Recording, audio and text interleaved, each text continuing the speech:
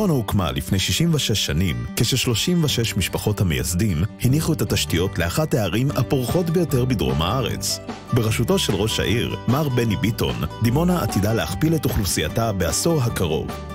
לשם כך נבנו שכונות מגורים חדשות, טופחו פארקים רחבי ידיים ופותחה תעשייה מתקדמת.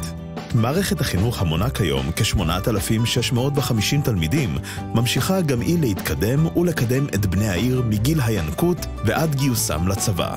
מערכת החינוך בדימונה חרתה על דגלה 3 ערכים מרכזיים: יוזמים, מכילים, מובילים. בשנים האחרונות ההשקעה לתלמיד עולה בצורה עקבית, והשנה היא הגיעה לשיא חסר תקדים של 41,876 שקלים לתלמיד. אחוזי הבגרות העיונית והחברתית העירונית עולים בעקביות לאורך השנים, ונמצאים מעל הממוצע הארצי. 4 תיכונים הגיעו להישג מרשים, למעלה מ-90% זכאים לתעודת בגרות בשנה האחרונה. בבגרות החברתית, דימונה ממוקמת פי 2 מהממוצע הארצי, ומדורגת בשלישייה הפותחת של אחוז המתגייסים לצה"ל באזור הנגב. דימונה מעצימה ומקדמת את מוריה לתפקידי ניהול ופיקוח.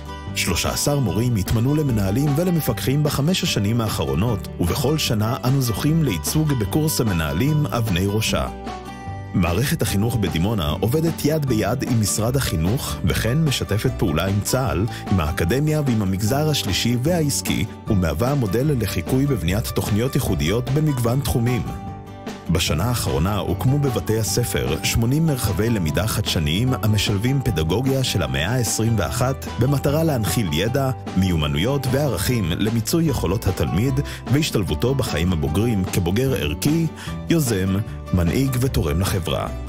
גני הילדים בדימונה מזמנים לילד למידה משמעותית, חווייתית, התנסותית ורב-חושית המאפשרת את מימוש אישיותו הייחודית בהמשך דרכו במערכת החינוך. דימונה היא בירת הרובוטיקה של מדינת ישראל. בעיר פועלות 125 קבוצות רובוטיקה מגילאי הגן ועד בית הספר התיכון, כך שאחד מכל 7 תלמידים משתתף בתחרויות רובוטיקה.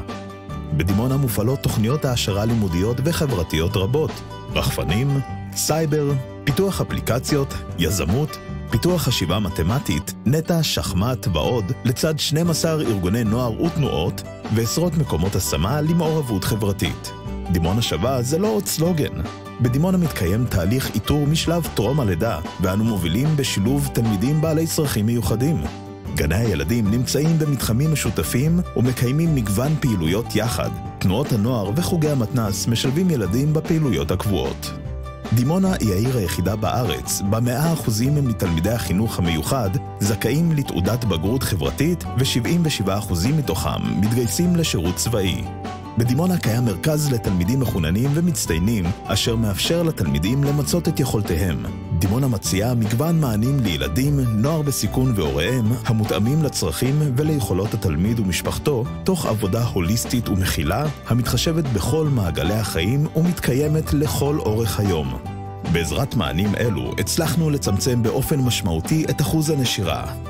גם בתקופת משבר הקורונה, בה עברנו ללמידה היברידית, מערכת החינוך ומוסדות הסמך שלה חישבו מסלול מחדש והמשיכו להפעיל את הילדים וההורים בשלל פעילויות, סדנאות, הצגות ושיעורים ייחודיים ביצירתיות רבה, תוך התאמה לתקופה ולקידום תוכניות הלימוד בכל שכבות הגיל.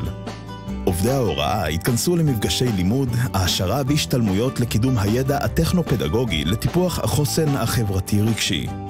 ההשקעה הרבה הניבה תוצאות מרשימות בתחום ההישגי והערכי.